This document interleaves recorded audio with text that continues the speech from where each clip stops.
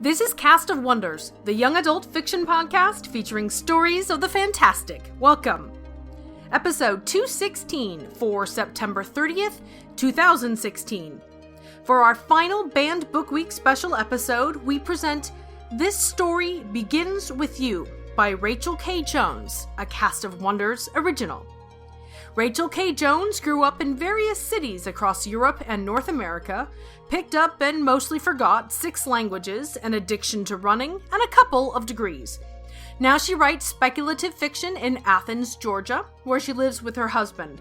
Her work has appeared or is forthcoming in many venues, including Shimmer, Lightspeed, Beneath Ceaseless Skies, Strange Horizons, Escape Pod, Intergalactic Medicine Show, and the Drabblecast. She's an SFWA member and a secret android. You can follow her on Twitter at Rachel K. Jones, which we'll link for you in the show notes. The story is narrated by Podcastle co-editor Jen Albert. Jennifer Albert is an entomologist, a writer of science fiction and fantasy, gamer, and in her own words, an all-around geek. She's the co-editor at Podcastle and the submissions editor at Uncanny. Her first story appeared in Mad Scientist Journal in June of 2015. Links to her website and Twitter feed will be in the show notes. And now we've a tale to tell.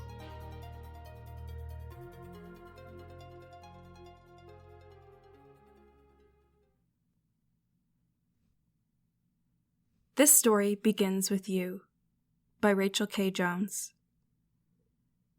The story goes that your dad got a new job. The story goes that you moved 5,000 miles away. You didn't know anyone in your new town, and none of them knew you. You had a best friend in your old town named Marco, but you left him behind. You had a playground on your old street, a favorite climbing tree, a secret hideout behind the garden shed made from plywood and lattice tree branches, papered with mildewed books the library had thrown out after the classics section flooded. The story goes that losing all of this felt like a part of you had died. You cried a lot. That bothered your parents. You didn't want them to feel guilty, so after a while you only cried when you were alone. The story goes that you were a new kid in 9th grade. A well-meaning history teacher bumped a girl with an amethyst bracelet from her desk so you could take a seat near the front, but the girl's friends glared at you. The intruder, the cuckoo squeezed into the wrong nest. You just arrived, they already hated your guts. In class, kids stared and whispered. In the halls, you got lost changing classes in the sea of students. There were so many strangers, their faces washing past like flipbook panels. In the lunchroom, a new conundrum. Where to sit? Everyone had a proper spot. You picked an empty seat at random between the gathering cliques, but a 10th grader yelled at you to move. You'd stolen his seat. Go home, nasty little cuckoo. Finally, you ate your cold hot dog alone, squished at the end of a table surrounded by the steady roar of 1,000 kids ignoring you. You couldn't decide which was worse, the staring or the being ignored. You found the library by accident. You were supposed to go to the gym, but you didn't know the way, and the door looked so inviting, covered in twining leaves with a big gold handle clenched in a lion's jaw. Inside, a different kind of silence. Not whispered gossip or the absence of a best friend's laugh, but a chapel-washed peace. A squire's midnight vigil at the shrine of a nameless saint. You took in high ceilings and long slanted windows that poured in sunlight in golden gulps. Wow, you breathed, shattering the fragile silence. The librarian shook her tall silver spear at you. Shh! You'd never seen a librarian like her before. She wore a golden toga and a golden helmet with a red feather crest down the middle. Quiet voices in the library. There are monsters around. Her voice wasn't unkindly, but you choked up anyway, and the careful numbness you'd cultivated all day shattered. Tears welled in your eyes because your secret hideout was 5,000 miles away, and without a place to call your own, how could you ever be safe again? I'm trying to find the gym, you managed. I'm late. The librarian passed an owl-embroidered handkerchief over the checkout desk. You wiped your eyes. The cloth smelled like uncut grass fields at midsummer. No, dear, you're right on time. Take this. She passed you her spear, which became a silver-etched dictionary when it touched the desk. Go into the stacks. There's a wolf on the loose in mythology, and I can't seem to corral it back into its book. The story goes that she was wrong about the wolf. It was Coyote, the shapeshifter, and he wasn't really a bad guy, just tricksy, liable to help you or betray you depending on the day. It must have been a good day for him, or maybe he took pity on your swollen, watery eyes because he showed you how to rifle through your dictionary to defeat the toughest books. With this, you can take on any book in the library, he explained, giving you a noogie. He shook loose 4 fiery genii from a book, so they spun the air above you, scorching the spines of Homer and Beowulf, knocking slithering Nagini from the Mahabharata. You stretched out your dictionary, it became a water hose, and you doused their smoldering flames with splash and shower and slosh. The Nagini helped you tuck the genie back into their pages. After that day, you feared no monster. You came back to the library every day. At lunchtime, you wolfed down your cheese sandwich, chugged some milk, and spent an hour sailing with Argentine pirates. Some of your teeth fell out on that trip. The captain said you'd caught the scurvy. Your teeth reappeared when you returned to school, but you looked up scurvy in your dictionary. The next day, you packed an orange in your lunch and went sailing again. I wish I could come here on weekends, you admitted to the librarian on a Friday during lunch. Weekends were lonely. Your new backyard was all grass, no trees to climb, no spots for a cuckoo to nest, no branches to lace together for a secret hideout. Your neighbors had trees, but they fenced their yards. The old lady across the street came onto her porch and glared the one time you tried to sketch the robins in her bird bath. The librarian was wearing a spacesuit today, and her voice came out muffled behind her huge bubble helmet. She pushed some buttons on her wrist controls and twisted the helmet off. You can check out the books, 3 at a time. Due back in 2 weeks. The story goes that books removed from the library became 10 times more powerful, although she didn't warn you about this beforehand. Your math class now orbited Mars. Your science class perched on a volcano's edge. The beakers trembled on their racks during the eruptions, although the teacher took it in stride, perhaps because she had become Mary Curie. One night you made the mistake of stowing Dante's Inferno in your pillowcase while you slept, and you woke to scorch marks fanning out around the headboard. You really shouldn't be reading this stuff, your mom said when she changed the sheets. It's putting strange notions in your head. You returned the books and got new ones. The girls in your history class still hated you, especially the girl with the amethyst bracelet. You could feel their hatred on the back of your neck like a bonfire's heat. One day in math class, another student tattled while you were reading under your desk during the lesson. Instead of punishing you, your teacher said, "It's okay, nothing wrong with reading. Some kids are bookish." She meant it kindly, but the amethyst girl latched onto the word. It became your new whispered nickname. Bookish, bookish, bookish. You ignored it, or tried to. You plunged into Shakespeare's tragedies, and you thought, at least they've never poured poison into my ear. Which was true in the most literal sense, though the amethyst girl said things that made your ears burn in humiliation anyway. In November, while browsing the stacks, you found a leather-bound book with no title on the cover. Inside, page after page of scrawled ink script, smudged in places like someone had drawn their palm through the words while they were still fresh and wet. You showed it to the librarian. She was a mad scientist today. She set down a crate filled with unearthed corpse limbs and rummaged through her lab coat pockets for a magnifying glass. An original manuscript. A lucky find indeed. These are quite powerful and quite rare. It's been years since one of these wandered uninvited into our stacks. Most librarians keep them behind glass, just in case. In case of what? You asked. But her one good eye glittered and winked, and she shook her head. Can I check it out? The spidery script had brushed your skin like ice, and you'd heard the faintest whisper of a deep voice muttering close to your ear. The librarian shook her head. Originals don't have due date slips. Gluing them inside the manuscript would damage them. So I could check them out forever? No slip, no checkout. You stroked the cover gently, and it purred beneath your fingertips. The book's voice muttered in your ear, warm and soft, almost like having friends again. You thought this one would understand you most of all, more than all the other books you'd adventure with before. You traced the handwritten title on the first page with one finger, Lord of the Flies by William Golding. The story goes that libraries kept original manuscripts behind glass for a very good reason. But you didn't know any better when you made the decision to steal the book. While the librarian was busy coiling patchwork intestines into her creature's abdomen, you slipped into the science fiction section, tore a due date slip from a copy of War of the Worlds, stamped it with tomorrow's date, and stuck it between the pages of the leather-bound book. You didn't think of it as stealing. You planned to read it during gym class and return it after school. But then you left your backpack open during the history exam. Maybe the mean girls took it on purpose, or maybe it fell out by accident and they picked it up. But the fact was, it was gone, and when you found out, you were frantic. The librarian would never forgive this. The last bell didn't ring that day at school. The teachers disappeared. They walked out of the classrooms and did not come back again no matter how long you waited. In the meantime, the other students got antsy. They all ditched their desks and clustered around the amethyst girl in the back.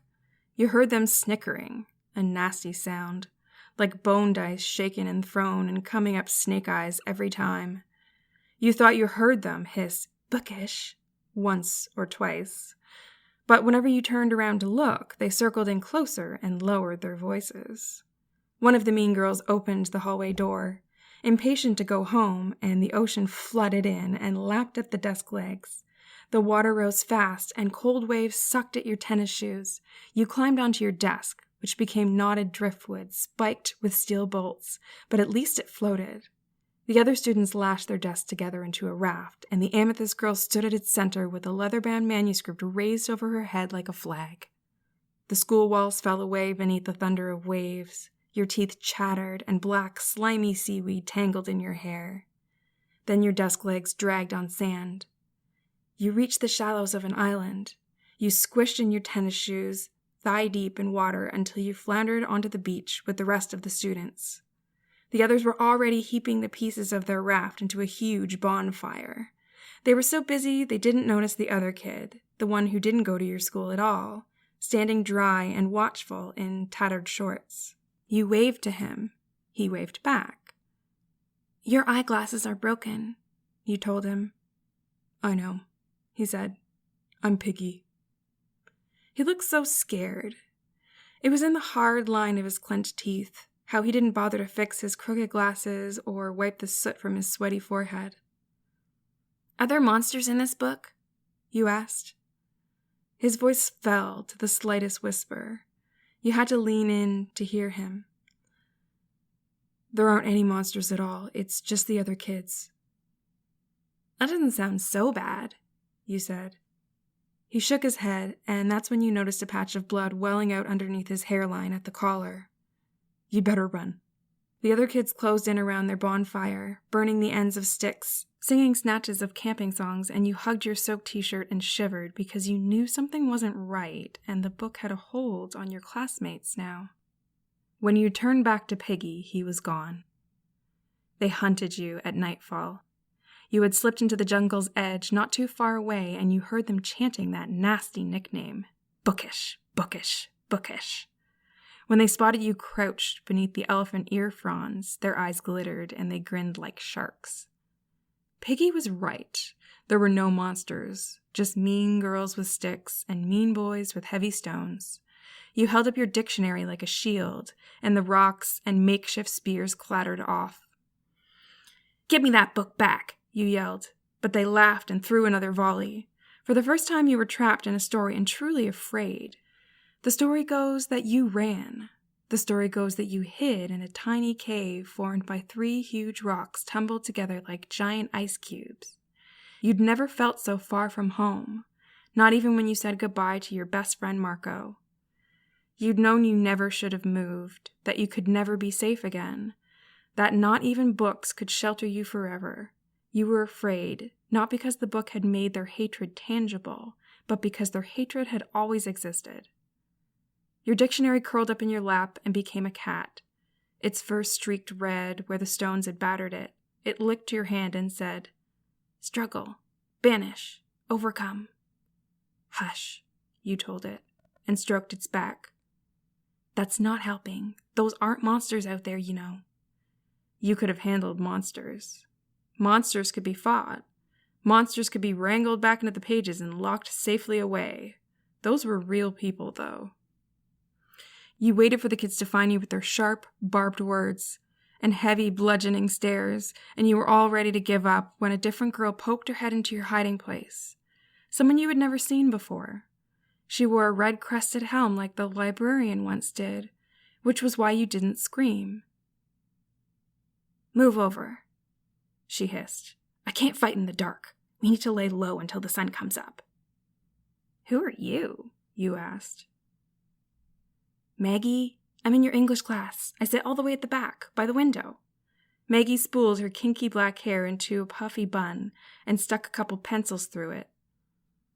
"You probably don't remember me because you're always reading."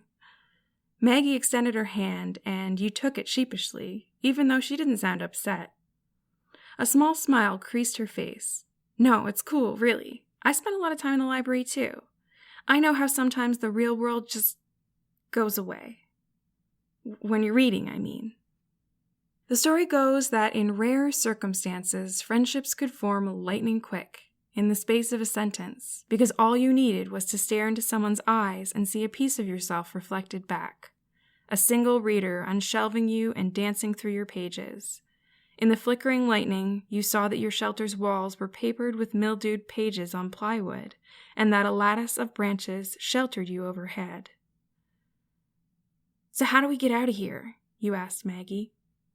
Maggie opened a bag of red licorice and offered you a piece. "Depends on the book. I'm a little lost here. It looks like Lord of the Flies to me, except it's crazy strong. It ate up our entire school. I'm here, and I didn't even read it today." "It's my fault," you confessed, hoping Maggie wouldn't think less of you for it. "It's an original manuscript. I borrowed it from the library." You chewed your lip, added, "Stole it, actually. I thought I could read it and put it back before anyone noticed." Maggie whistled. "An original? Whoa." You nodded damply. "I had no idea they were so powerful." Maggie squeezed your arm. "It's okay. It's a good book. We just need to return it, get the librarian to lock it up, and everything will go back to normal. At least, I think so." "But how are we ever going to get out of here? I don't have the book anymore. It fell out of my bag. I can't return it now. I think the other kids have it." Maggie's eyebrows drew together. She grabbed one of the pencils from her hair and began making a tiny list on a scrap piece of paper from her pocket. "No, it's okay. We just need to get back to school. We'll build a book chain. What other books do you have?" You dug out the only other book in your bag. "I've got Robinson Crusoe. It's assigned for class. I like castaway stories, but it's pretty racist." "No joke," Maggie agreed. "Well, it's safer than Lord of the Flies, at least. It's worth a shot." The story goes that when you read the book together, the sun came up on the beach and the other kids had vanished. So had their bonfire and the wreckage of desks. Instead, you saw just one man walking the sands, followed by a dog, picking through shipwreck, flotsam, and knotted ropes. You were about to wave him down, but Maggie shushed you. "Not him. We need to find the other guy." Together you slipped around the beach and followed the shoreline. Your dictionary became an umbrella, keeping the light, misty patter off your head. Maggie's war helm settled around her shoulders into a billowing cape. "What's your cape, anyway?" Maggie tugged it so it folded into a huge hardback book with gold lettering on the cover. "An atlas. Useful for finding your way back wherever you are." Down the beach, where the island folded inward to form a bay, you saw an Aztec man pushing a canoe onto the still waters. "Excuse me, Mr. Friday?" Maggie called. "You must be with him," said the man. making a puckered sour apple face. He calls me that, apparently because Ikno-Yodel is too hard for him to pronounce. Yeah, he's super racist, Maggie agreed. He called me a cannibal last time I was here, that jerk. We're definitely not with him. We're just trying to get off this island, but we don't have the right stories. Do you know any good ones? Ikno-Yodel waved them into the canoe. Sure, you can join me. You're small. I can carry all of us. He helped them get settled and began paddling. I'll tell you a story about Montezuma and Coyote. The story goes that Montezuma and Coyote were best friends who survived a great flood together. They each built a canoe and rode out the storm safely. When the rain stopped, they met atop Mount Rosa to look for land again. Coyote ran out each day to the south, west, and east until he found the sea. But when he ran north, he found nothing but land stretching out as far as his legs could take him, Ikno-Yodel finished. As he said it, a shore appeared to the north, and on the shore stood Coyote. I know him, you told Maggie. He's a friend. You paused. Sort of. Coyote recognized you when you made landfall, complimented you on your growing dictionary skills. You asked, Can you help us get home? I need to return a book to the library. Of course, said Coyote, and his eyes glittered. I can take you home. Follow me. You thanked Ikno-Yodel and saw him off, then followed Coyote's path. You trekked through the desert, then through a forest beneath the sky dotted with spiraling wisps of smoke. It didn't take long at all because Coyote knew his domain well. We're here, he said, flourishing his hand at a rotten stump boiling with small black ants. That's not our school, you protested. He roared like you just delivered the punchline to the funniest joke. You said to take you home, but home isn't ever just one place, is it? Or one time. He melted into his coyote form, flicked his scratchy red tail against your arm, and disappeared into the forest. That was when you remembered while Coyote wasn't a bad guy, he was still a trickster. Coyote isn't a liar, said Maggie, circling the stump. Our school is here somewhere. Or it will be, you suggested. Robinson Crusoe was an old book, and Coyote is very old too. Maybe we're still in the past. Maggie fished another book from her backpack. Let's check. I have the time machine. You ran the engine forward, and the forest grew and shrank and changed around you. The sun blurred across the sky in an endless golden ring. Buildings rose and fell and rose again. Maggie checked the dial and slowed the levers to a stop. This should be our time, she said. But instead of your school, you found a tree-laced hideout built from plywood and old pages tucked behind a familiar garden shed, all damp from the rain. You were damp too, your eyes and cheeks, and your heart threw itself against your ribs, its wings fluttering at your throat. And then Marco, your dearly missed best friend, poked his head out from the hideout and waved. You don't seem that surprised to see me, you told him after introducing him to Maggie. Marco showed you a spiral-bound notebook, its blue college-ruled pages covered with his scribble. I thought it would be neat if I wrote us some adventures. I was going to mail them to you when I was done. Nobody had ever written you into a story before. You wanted to know how it ended. What kind of adventure would a best friend imagine for you, you wondered. Would it have pirates? Would it have dinosaurs? Would you move far away and come home again? I can't believe I'm here, you said instead. You were in such a hurry to catch up on news, to show Maggie your old haunts. Nothing completed your love for a place like sharing it with a new friend. What do we do now? Maggie had unfurled her cape over her lap so it became an atlas again. She traced a line across 2 pages, a thread stretching coast to coast between your old home and your new one. We're really far away, and that manuscript is still loose at school. Maybe you could just stay here, Marco suggested. You would live in the hideout, and I could sneak you out snacks in the morning and after dinner, and you could come to school with me, and it would be like old times. And that's what you wanted, deep down inside. At least that's what you thought you wanted ever since the move. Since the mean girls and the whispers and the long, lonely Saturdays with no backyard trees. But you finally unpacked your room, and you'd met Maggie. and you'd learned to bike to the park 1 block away where the oaks grew huge. And there was the manuscript, and the whole school a mess of waves and bonfires and bloodthirsty bullies. You'd promised to return everything you checked out from the library. You'd never missed a due date or lost a book. "I'm sorry," you told Marco. "I have to go back." Marco nodded sadly, but he understood. He was your best friend, after all. "That makes sense. I figured. How about I come with you? It'll be a long walk, though." "Not necessarily," Maggie said. "Do you have any books?" Marco ducked into the hideout and rummaged around for a paperback.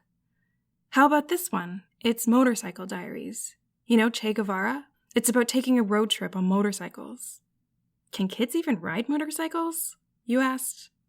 "Maybe in a book," said Marco. "Maybe if it's their story."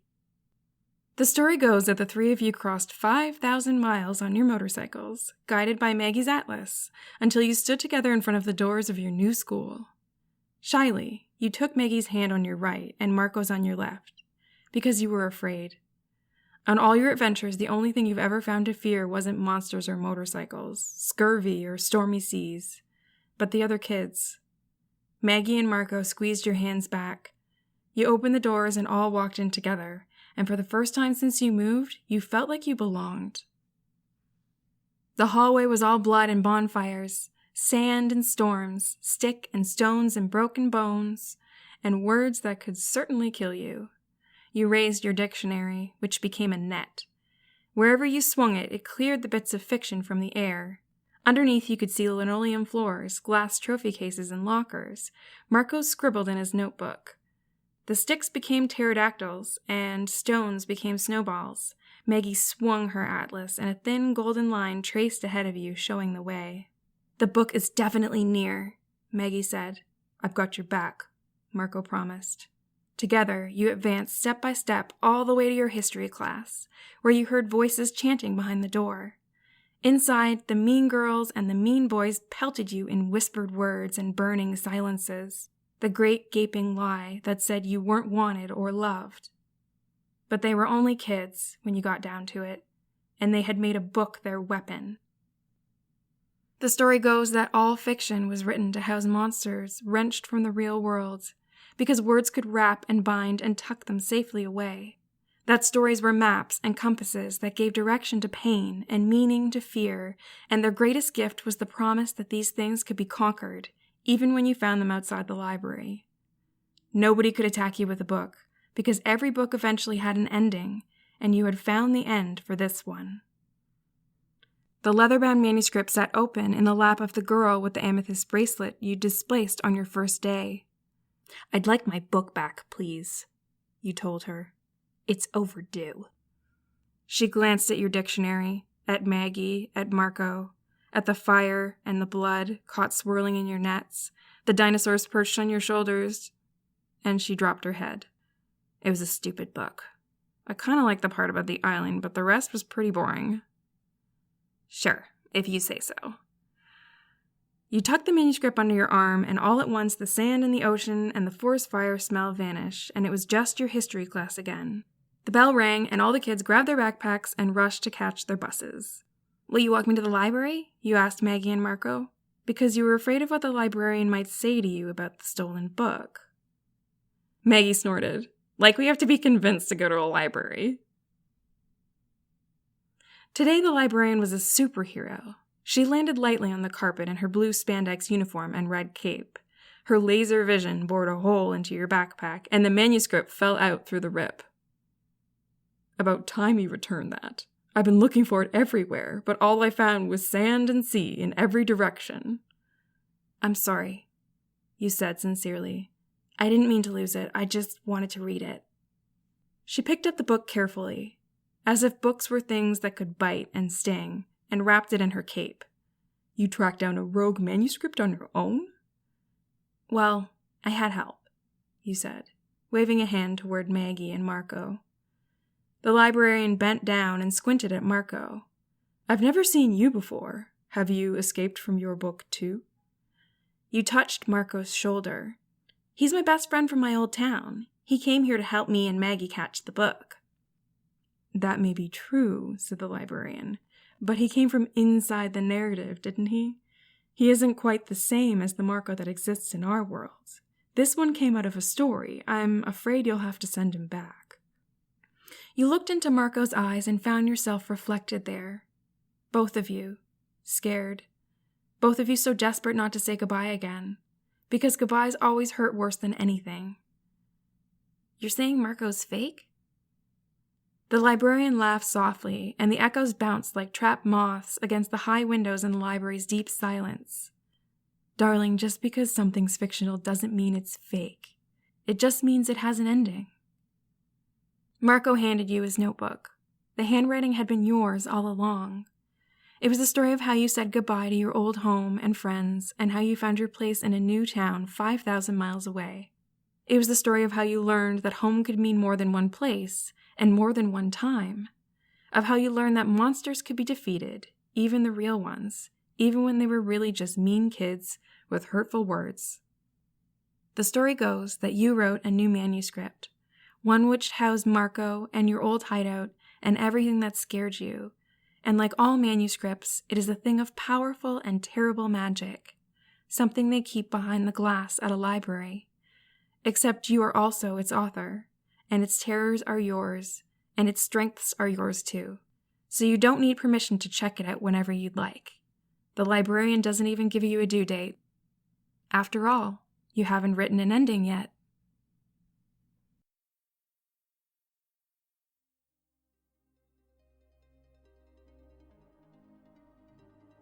Rachel says her family moved a lot when she was growing up. Over time, she said she learned that wherever you go, the library will always be waiting for you. Go where the stories are, whether it's in books or games or podcasts, and it won't be long until you find friendship too. And it's been true her entire life, and I couldn't agree more. Most of my grade school years were spent in a very, very small school. 40 children, kindergarten through 8th grade. I was the only kid in my class 2 years running, and my salvation took the form of the bookmobile, a converted school bus filled with library books that arrived what now seems like only every few months, though it was probably every other week. I remember begging to have my checkout limit raised because just 10 books could never get me through the torturous eternal weeks between visits. There's no doubt that the internet and ebooks have opened doors to fiction that legacy print publishing would have taken decades to breach, if at all. But Rachel's story does a wonderful job of pointing out there will always be something magical about the sense of exploration and self-discovery that comes from wandering a library's stacks. About finding the right books for you, no matter where or who or when you are. For our final Banned Book Week special donation call, I present an organization I've been a proud member of for years now, the Comic Book Legal Defense Fund. This nonprofit is dedicated to protecting the First Amendment rights of the comic medium and is an annual sponsor of the official Banned Books Week. Founded in 1986, the CBLDF has managed and paid for the legal defense of artists, worked with libraries to resist challenges to comics and graphic novels in their collections, and undertaken advocacy work against unconstitutional proposed legislation at the state and federal level. You can sign up for their newsletter at cbldf.org or join and donate in support of their efforts. Cast of Wonders relies on your donations to pay our authors and to bring you the best in young adult audio fiction week after week. If you've enjoyed this story, please consider making a donation using the PayPal buttons available on our website. Every one-time, or even better, a reoccurring monthly subscription can make a huge difference. You have, as always, our heartfelt thanks for your participation. You can share your appreciation for this story by leaving it a review on iTunes, sharing the episode with your friends and family, or discussing it on the EA forum, forum.escapeartist.net. We're at Cast of Wonders on Twitter. Come and say hello. Cast of Wonders is a production of Escape Artists Incorporated and is brought to you by the creative team of assistant editors Danny Daly and Catherine Inskip, along with our entire Slush Reading team. Our audio producer is Jeremy Carter, and I remain, as always, your humble editor and host, Marguerite Kenner. Our episodes are released under the Creative Commons Attribution, Non-Commercial, No Derivatives 4.0 International License. That means you can share the episode or download it on any device you like, but you can't change it or sell it.